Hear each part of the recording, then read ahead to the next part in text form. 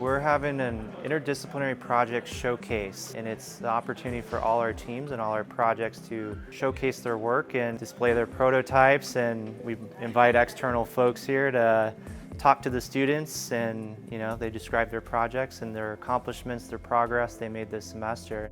I think it definitely supports their professional development to get these experiences early on. It supports their leadership, their teamwork, their communication, because they're interacting with teams, working together to solve open-ended design challenges.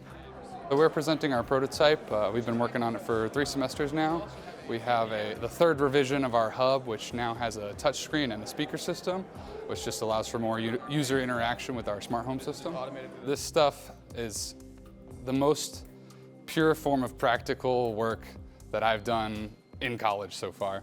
A lot of theory is what you get from the classes, and you get a lot of the more hands-on stuff coming from projects like this and other projects on campus as well. We have different ways of thinking in different disciplines, different areas of expertise, and it's important to value not only what we're taught in our own majors and our own fields, but also value other perspectives and be curious about other perspectives, because that can really lead to innovation, creativity, and solving really big problems. It's also increasing the amount of microphones that we're going to be using in the system. I never really thought that I'd be able to contribute to, engineering expos, to be able to have the opportunity to talk to really professional people and connect with them in ways that not everybody gets the chance to in college. And then I come on to IDPro, I start working on the phase array team, and my whole life has changed since then.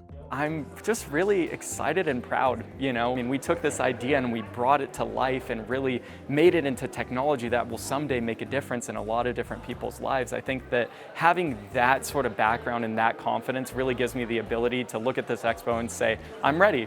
So a lot of it's just making connections and setting up the infrastructure for these types of opportunities and experiences to happen, and to kind of see it come into fruition and actually see the students get bought into their projects and really commit a lot of time and energy. It's very rewarding.